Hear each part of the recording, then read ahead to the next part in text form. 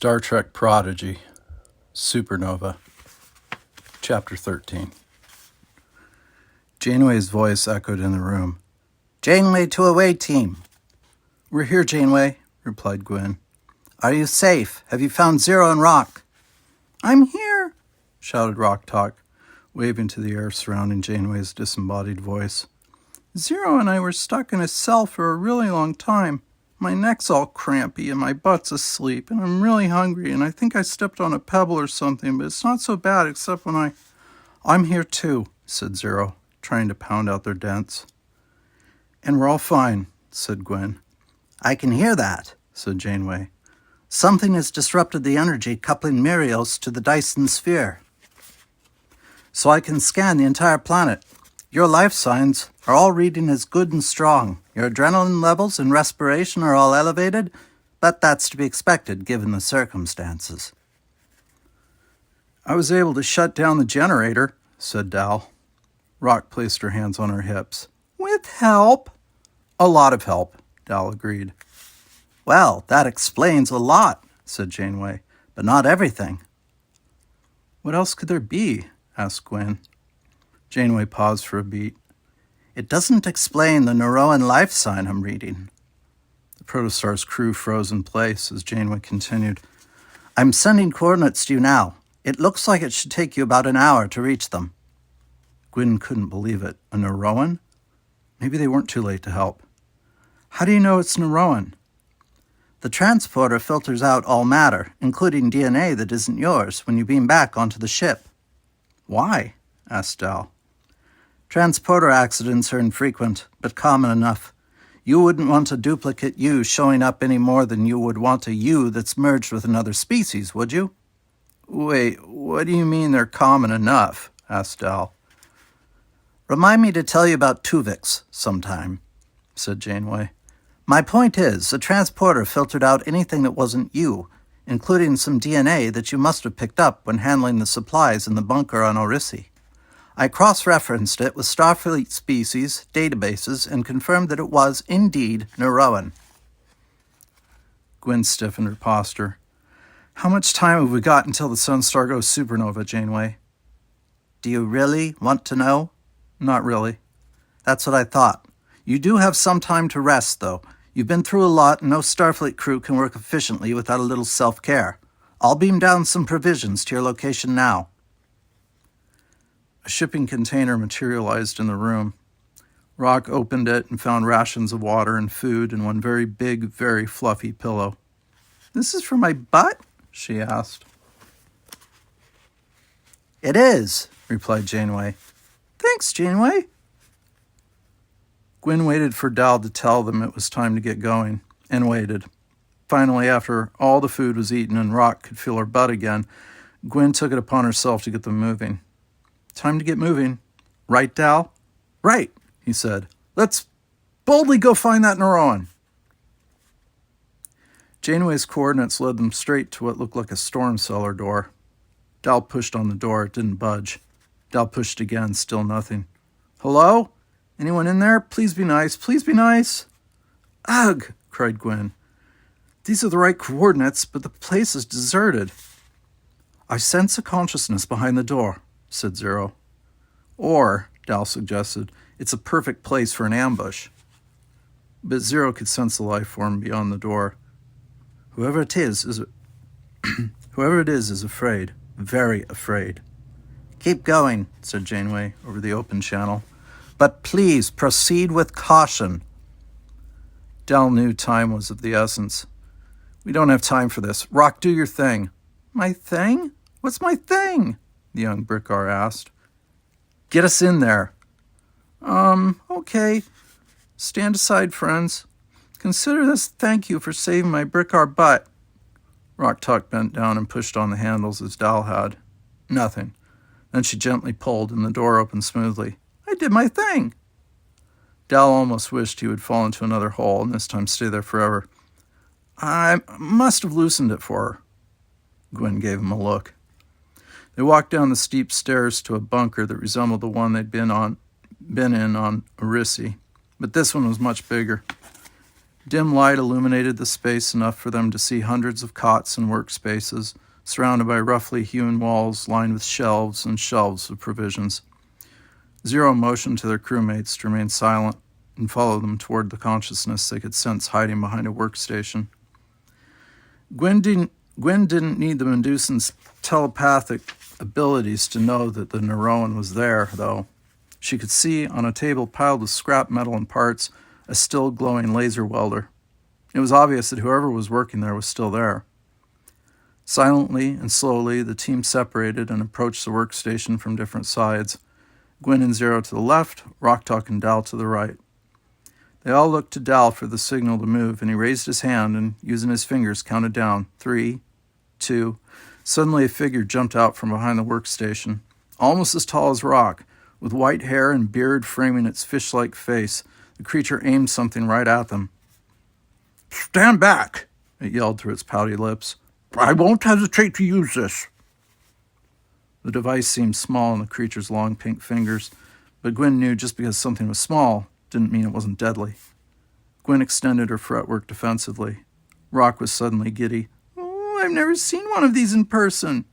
She grabbed the square handheld device and poked at the two metallic rods protruding from it. "What is it?" asked Zero. "It's a self-sealing stem bolt." "What does it do?" "Yes," said the creature, raising a white eyebrow above its downturned, sad-looking eyes. "What does it do?" Rocktalk held it up to take a good look. "It, self-seals?" Gwen's patience had run out. "Sorry to interrupt this engineering lesson, but who are you?" "Who am I? Who are you?" asked the Neuroan. "We're the crew of the Federation Starship Protostar. I'm Captain Del Rel." The creature's long, droopy ears perked up. "Federation? Starfleet? Oh, thank goodness. I'm saved. Starfleet got my message. Oh, we're all saved. Starfleet is here to save us." "Saved from what? Who's saved? Who are you?" asked Dal. "Apologies. Many ages have passed since I saw another living creature. Peace be with you. My name is Yarmorn, Captain, and you have saved me and saved all Neuroans from Star Killer." Chapter 14. Jankum Pog beamed down to his crewmate's location. He was interested in exploring some of the spare parts and other tech found in Yarmorn's workshop. While he rummaged through boxes of reusable and upcyclable stuff, Dal opened a channel back to the Protostar so Janeway could hear and record everything Yarmorn was saying. "Many centuries ago, we Neuromans came here looking for a new home. It was treacherous, and few of us made it. Each of the 3 planets in this system had its own unique and harsh climate. We learned that in order for any one planet to survive, we must all work together to ensure that they all survive. So we existed in a symbiotic peace that benefited the entire system. The hot deserts of Arisi, the frigid, snowy Terres, and the drowned plains of Mirios all shared technology that made each planet livable. Arisi drew on Terres' colder temperatures and Mirios' humidity. Terres benefited from Arisi's warmth and the minerals from Mirios' fertile soil. And we here on Mirios made use of Arisi's aridity and Terres' winds. Linked by on-planet facilities powered by our sun star, the climates of all 3 planets were regulated, but perhaps more than that, the residents of all 3 planets were united. But everything changed when Star Killer arrived." While Jankum Pog half listened, Dal, Gwen, Rocktalk, and Zero anxiously waited for Yarmorn to continue his story. He absent-mindedly twirled his long, braided white beard. "Some time ago, we found the creature we now call Star Killer, damaged, like it had fallen from the sky." Yarmorn took a sharp breath, as if the memory hurt him as much physically as it did emotionally. "We repaired it, and when its systems came online, it turned on us. It was cruel beyond measure. It constructed an army of machines that enslaved us. We were forced to build the creature a device that would enlarge the wormhole near our sun star. We never understood why. We still don't, but we think it has something to do with him wanting to travel through time. Dreadnought, I mean Starkiller, came from the past? Gwen asked. No, the future. Dal looked at Gwen. Just like your father, Gwen? Yarmorn continued. The machines took our families. The creature threatened to kill them. What choice did we have but to do what it told us? We were a peaceful race. We had no defenses to speak of. What would we have to defend ourselves against? Zero placed their mechanical hand on Yarmorn's.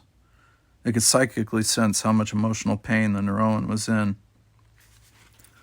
We didn't know how to defend ourselves, so we quickly fell under his control.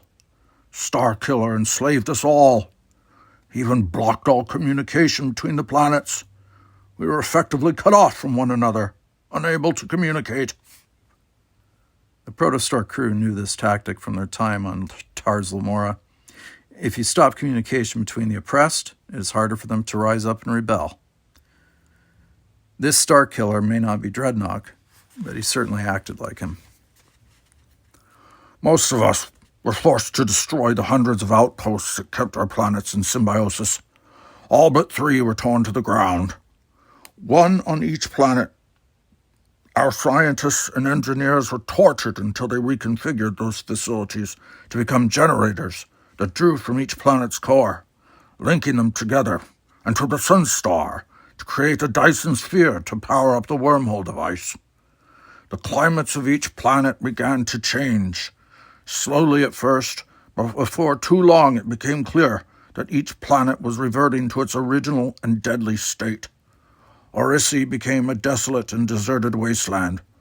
The temperature on Terres began to fall, and here on Mirios, well, it's just a matter of time before the oceans rise again, and we're all underwater. And the Sun Star? Asked Gwen. The Sun Star. We began to detect signs of trouble early on. Our scientists, each and every one an expert, showed Starkiller data that proved the Dyson sphere was unstable and would lead to the Sun Star going supernova. They couldn't predict when it would happen, but they knew it would happen, eventually. But nothing we said or did could convince Starkiller to stop building it. We never understood why he was doing this, why he was so willing to destroy our planets and our people. It was impossible to reason with him. Rock's eyes began to well with tears. She understood what it was like to feel helpless and hopeless. What did you do? Some of us fought back and paid the price. Starkiller's robots are harsh taskmasters. A voice came from the corner of the room. Jankum Pog knows what you went through. He'd been listening more intently than anyone had thought. Some of us tried to escape, but our starships were never designed for fast or long-distance travel. We only ever needed to travel between our 3 planets. Some of us went into hiding. We'd spend the days working non-stop digging tunnels and mining under Starkiller's orders. And at night, rather than sleep, we built secret bunkers underground to take refuge in. We didn't know what would get us first, our collapsing climates, Starkiller, or our Sun Star going supernova. And some of us tried to send for help. I was one of them. I used whatever I could find. Yarmorn waved his hand toward the bits and pieces of metal and wire on his workstation. Jenkin Pog held up the doll he'd beamed down with. Like this? Yarmorn's wide mouth grew into a bright smile. Yes. Starkiller's security was a little lax at the beginning of his occupation. We were able to sneak 2 small starships off Mirios. We said they were headed to Orissi for supplies, but we altered their navigation signatures and hoped Starkiller wouldn't realize they were really headed to Odaru until it was too late to stop them. We knew he destroyed one of the ships shortly after realizing our deception, but we never knew about the second, the one carrying the children. I gave that to a young boy. He could never have traveled with a data card or isolinear chip. Those are too small and easy to lose. But a doll? A doll would be held close and kept safe by any child. Children, thought Gwen. They were children. We found it in a marketplace on Odaru. Yarmorin wrapped his long arms around himself and rocked slowly. So they did make it to Odaru. They escaped. They survived. Gwyn took the doll from Jankum and gave it to Yarmorin. Yes, they made it. Chapter 15. Zero thought it was only fair to tell Yarmorin everything that had happened since they had arrived, from the shockwave to transporting down to the planets, to fighting the Watchers, to shutting down the generator, to now. Where is everyone else? Asked Zero. Yarmorin looked at the doll like an old friend. They're hidden in the underground tunnels on Teres. I'm the only one on Mirios and the only Neroan who comes to the surface anymore. I can't help myself from trying to find ways to send for help. But now that you're here, my work is done, and we'll all be saved. Dal stepped toward Yarmorin. Hold up, Yarmy. We'd love to help, but our priority is finding our friend, and once we find him, we're out of here. Gwyn shot Dal a look of disbelief. You've seen what the Watchers do, what Starkiller has done. How could we just leave? How could we not? Dal countered. Murph's missing, and the Sunstar's about to go supernova, and Janeway, how much longer before the whole thing goes kaboom, splat, blam? 4 hours and 30 minutes, Dal. Hear that? 4 hours and 30 minutes. It took hours for us to find Jankum, and even longer to find Rock and Zero, thanks to the Watchers and the energy field guarding them. We still have no idea where Murph is. We just don't have the time. And you heard Yarmy. Everyone's underground, so they'll be fine. Probably. Gwyn sneered. Yarmorin leaned forward. I could tell you where to find Murph. Yes, please, cried Rock Talk, and thank you. Dal turned quickly. How do you know where Murph is? Yarmorin did not answer Dal's question. And you have more time than you think you do. Do we have time for Jankum Pog to eat something? The Tellarite asked. Wait, said Dal. Explain yourself, Yarmy. You and Gwyn were transported near the abandoned generator on Orisi, and Zero and Rock Talk were transported near the active one here on Mirios. Sounds like the energy tethers linking the planets to the Dyson sphere acted like magnets, drawing your transporter patterns within a few hours' walk of their planet-side sources. So? Dal was getting impatient. So, each of you naturally found your way to the generators. If your friend wasn't beamed down with you to either of the locations on Orisi and Mirios, it would only make sense to assume that he was beamed to the generator on Teres. Dal continued to work out the timing. But even if we do go to Teres, it could still take hours to find Murph, and even longer to shut down the Dyson sphere. Not if I told you I could give you the exact coordinates of the generator on Teres, it wouldn't. Starkiller may have stopped our planets from communicating, but he needed our scientists to be able to share some information to build the Dyson sphere. Only a handful of people know the exact location of the generators. Only the most senior scientists. You were one of those few, weren't you? Zero asked. Yarmorin nodded. I wasn't always hiding in the shadows.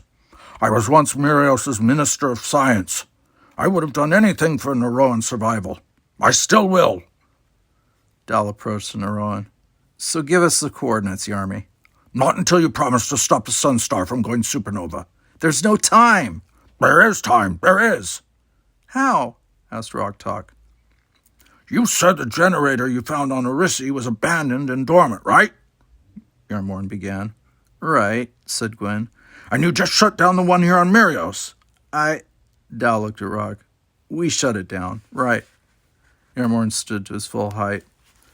So that means the only still functioning planet-side generator is on Teres. And coincidentally, the Teresian bunker that leads to the generator was once used by the Neroans to monitor encrypted alien communications when unidentified ships pass near the system. That system can be reactivated to hack into the Watcher's motherboard and identify the access code that would give you the authority to destroy the Dyson sphere. If you divide into 2 teams, one can find Murph, shut down the generator, and gain the access code. With none of the 3 generators actively keeping the Dyson sphere fed, the other team can handle powering down the Dyson sphere and releasing the Sunstar from confinement, avoiding the supernova. Dal tried to take everything in. That's a lot.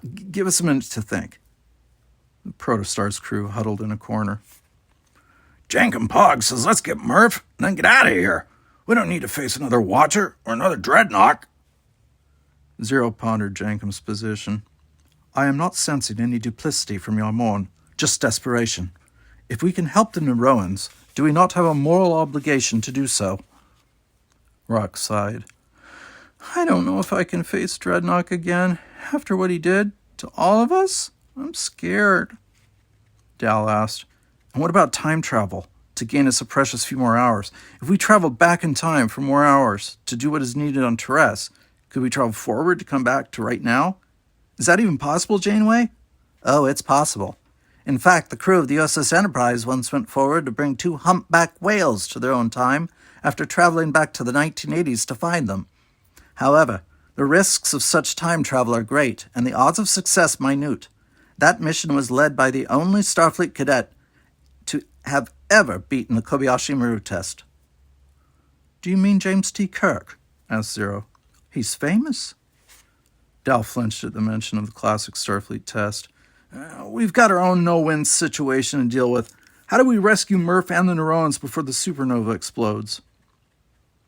You're right, Dal, said Gwyn. How do we rescue Murph? And save the Neuroans, added Rock Talk. And stop Meaniehead Starkiller Dreadnought from killing Sunstar and all of us in the process, added Dal. Zero shook their head. If I had a brain, it'd be hurting right now. As they continued to debate the pros and cons of their situation, Dal heard Gwyn mumble. What? He asked her. I said, what would a true Starfleet officer do? Gwyn said. The group paused. A true Starfleet officer would help us, shouted Yarmorn. I can hear everything you're saying. This room has extraordinarily good acoustics. Dal spoke aloud to the open comm link. Janeway? Yes, Captain? 5 to beam up.